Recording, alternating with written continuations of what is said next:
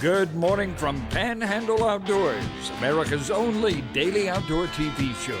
Your source for fishing, hunting, and information for folks who enjoy the great outdoors. Now sit back, relax. It's Panhandle Outdoors. Good morning, folks. Welcome to Panhandle Outdoors. I'm Winston Chester. Glad you're here with us this morning. Got a big show lined up, special guests here. But first, let's take a look at our weather. Brought to us by Gulf Coast Air Conditioning. Drew Pollard and his hard-working crew taking care of our everyday comfort needs. And it's going to be cold tonight. It's going to get down to like 36 here on the coast. And a bit of ground from all you folks up there in the woods is going to be colder than that. So I know we'll be throwing some logs on the fire.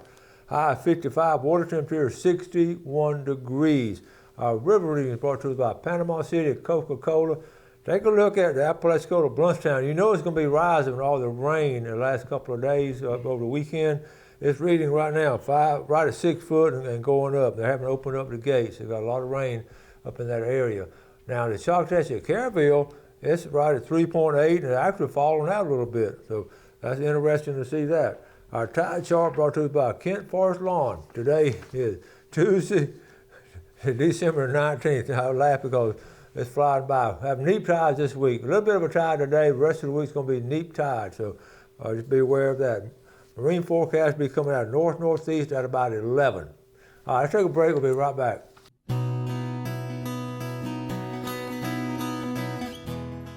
Okay, welcome back and welcome to our familiar face here. Good morning. Ken Paramore, he was on the show recently. We just didn't finish, and I tell you, we got to get him to come back. And I'm not even sure we'll finish today. We got all kinds of stuff here. Ken's just a great guest to have on, so let's get started so we'll get finished. Well, first things first. Okay. It's now Tuesday, and this is still a 2023 calendar, but the calendars are in shipping. If I haven't received them this afternoon, I should have them by tomorrow, which would be Wednesday. So I've got a lot of contact numbers and people that I need to get with about them. I'll have plenty of them and I can get more. So I'll be getting in touch as soon as I get my hands physically on them. But I have been assured that they were shipped Friday. So depending on holiday shipping and all that, I should have them in hand. So that's the status of that. A lot of you folks have contacted me on it. I said, I will get Ken back on and get it squared away. And they're coming from Tallahassee, so it should be here pretty soon. Yeah. Maybe here today. And that's a great Christmas gift. I didn't realize that many people are interested in it. I know. That should be our third year. That's awesome. That's a good tradition going. In fact, I need to talk to you about getting a couple for Christmas. That's a good idea. Okay, so we got the calendar squared away. So what else you got? Well, I had I hunted opening morning, which was, I think, the 9th and 10th, somewhere in there was opening weekend. So it rained, it rained mostly Saturday and I think Sunday morning. And then, so I go, gonna get in the stand. I think it was Monday morning after that opening weekend. And it was, it had quit raining and so it's dark, and I go to the closest stand I can because I was going home Monday morning.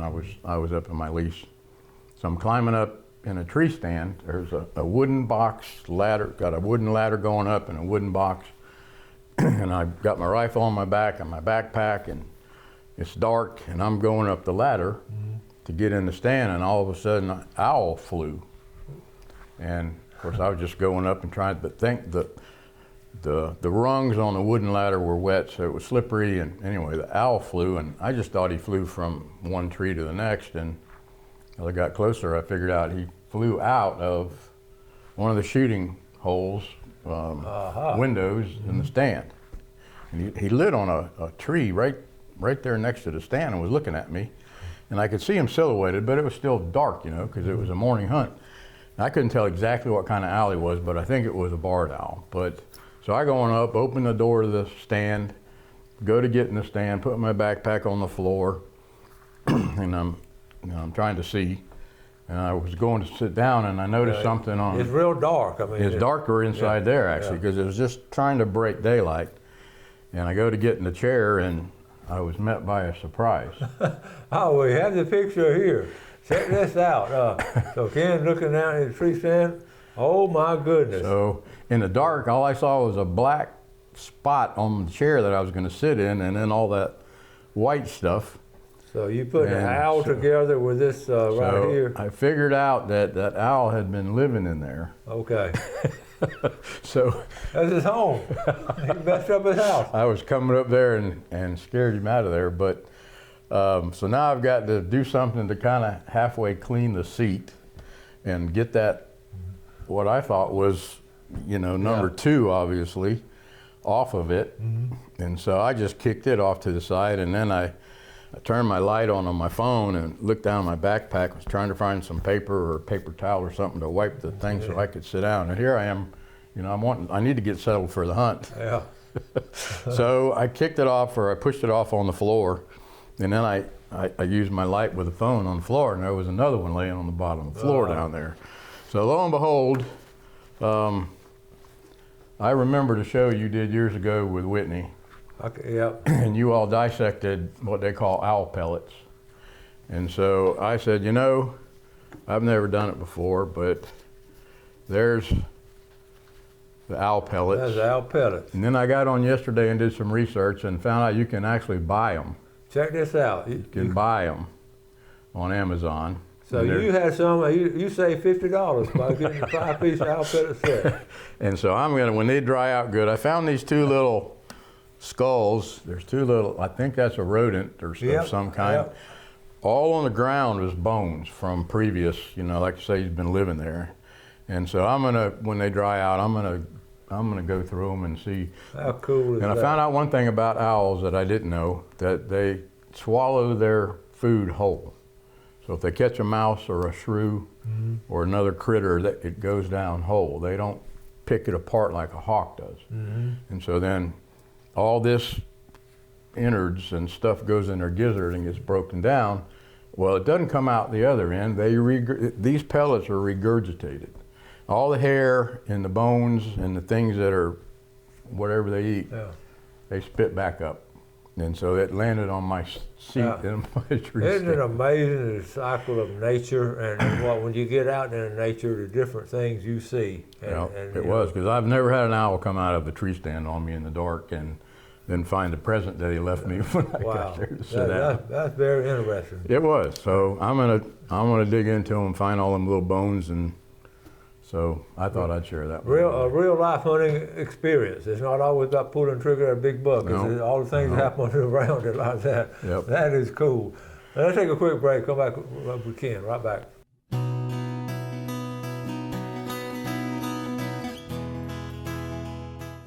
Okay, welcome back. Today with Ken Paramore. Always great to have him on Panhandle Outdoors and sharing all kinds of interesting things in the past and also the recent past. So that was interesting. Now, and the other day when we were on, we had a lot of pictures left over. So let's get back on those because these are very interesting. So yeah, I want to touch on game camera pictures, and then we'll get into some other equipment that I used when I was working, depending on how we go in time. And then I got a pretty neat blast from the past that we'll talk about at the end. But first thing is, I brought this camera in, and I was going to put it out the morning that I was in here. So I put it out, and it has been nothing but a nightmare ever since. Why's that? And when I leave here today, it's probably going in the garbage. Oh, no. Long story short, it would not take pictures at nighttime. Ooh. It would take daytime pictures. Every nighttime picture, you could see where it took because it put the date and the time and all that on the bottom, but the entire pictures were black. So of course, it was up in the woods. So you get with support, and they want you to run through, reformat the card, make sure your battery's charged, all these things, and you're doing that on computer. That's frustrating. And it was frustrating. Yeah. But they're going to send me another one, and they told me to throw that one in the garbage. So it's been in the woods a week maybe. Well, and good for them to back up their product. That was a positive. But it was. You're on the computer with them over an hour. I know. It's frustrating. I want to share some pictures. You do have some good pictures, so check out this one right here, folks. That's a piebald that I haven't gotten any pictures of to speak of, but that's a young piebald that's, I guess, there and was interesting because you don't see many of them in the wild. No, you don't. So this is speaking of nighttime pictures. Yeah, you can see you can see that they're just kind of sparring around there. But you see that knot underneath that one's brisket? Oh my goodness, right in there, yes. There's something, he's got a growth on his brisket or chest area there that I don't know what it is. He's normal, all the pictures of him are normal. Now he's on the other side on this the time. left. They switched around, didn't they? You see how, well, he's probably the dominant one, but you see that knot is, I've been trying to figure out what it is, but it's some sort of growth. We'll save that picture, maybe show it to somebody and see what they think. That's interesting. Yeah. That's interesting. And there was just that one there. That one was impatient, apparently. This is cool. Check this out, folks. There was not enough, apparently, corn spun around on the ground, so I guess it's a she. Isn't that amazing? She decided that she's going to go up there and help herself. Oh my goodness. So I guess the point of all this is that with game cameras out, you never know what kind of action shots you're going to get.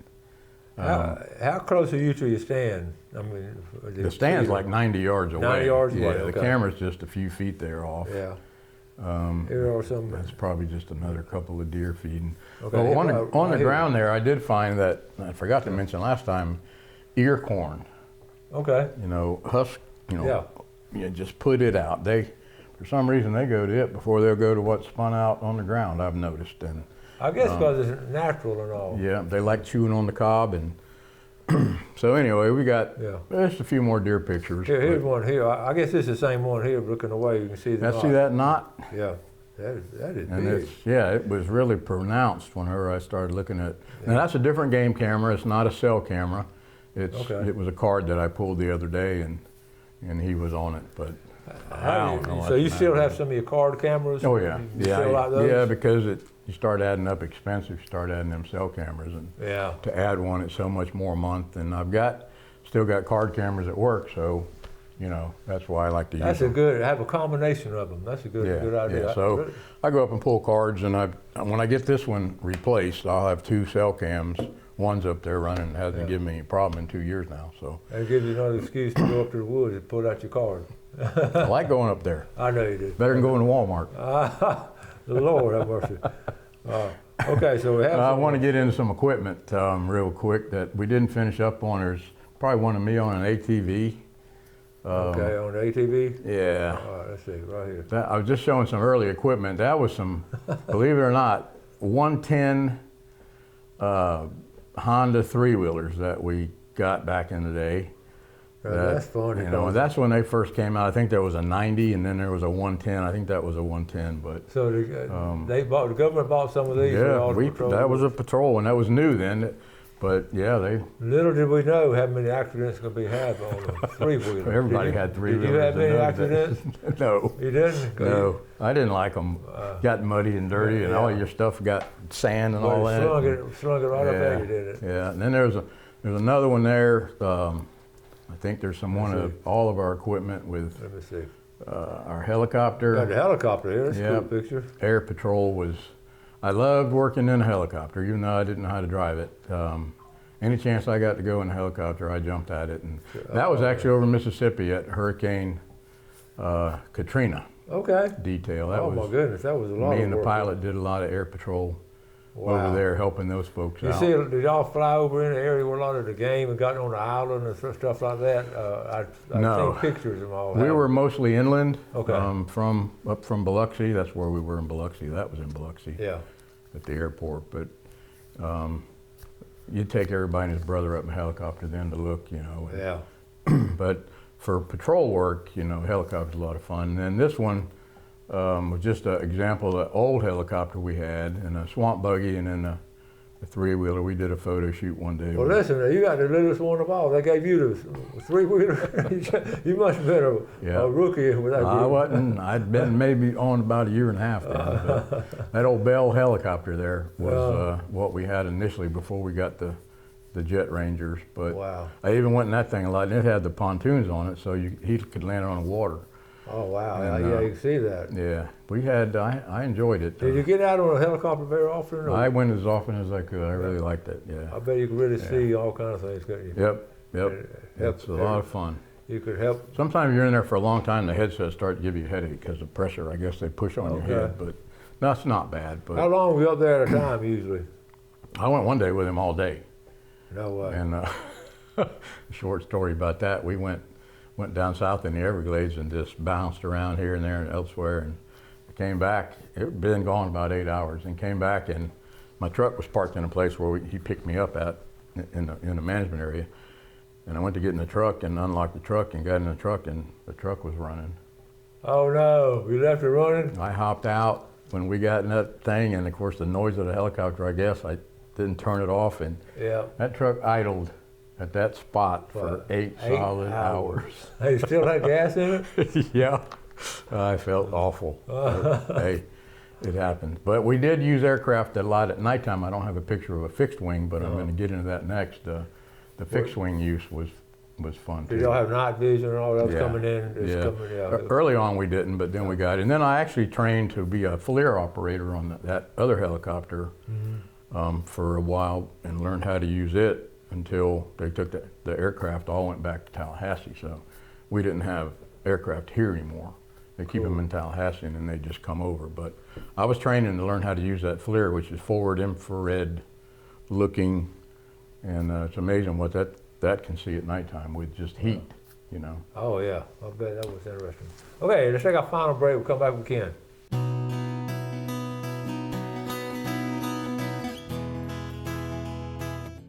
Okay, welcome back. Let's take a quick look at our fishing game time today, brought to us by Blue Water Outriggers down in Port St. Joe. Our time this morning, 4:32 to 6:32, and this afternoon, 4:50 to 6:50.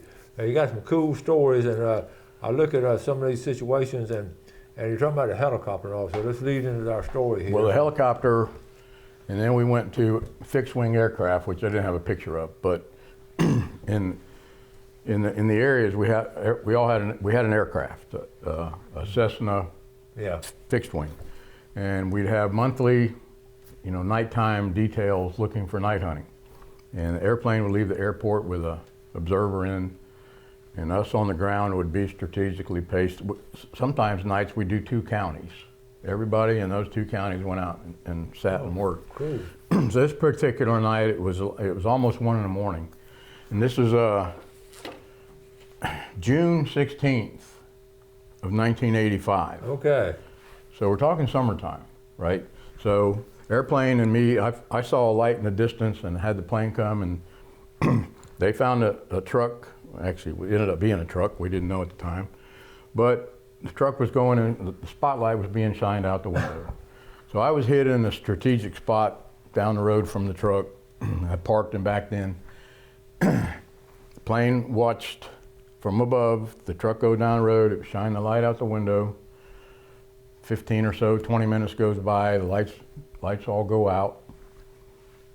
A few minutes go by, over in the woods where the light was being shined, he saw a couple little flashlights being shined around and not figuring out what went on. Then all of a sudden, another few minutes go by, the headlights, they pop on in the truck, and they're coming down this road towards me. Okay.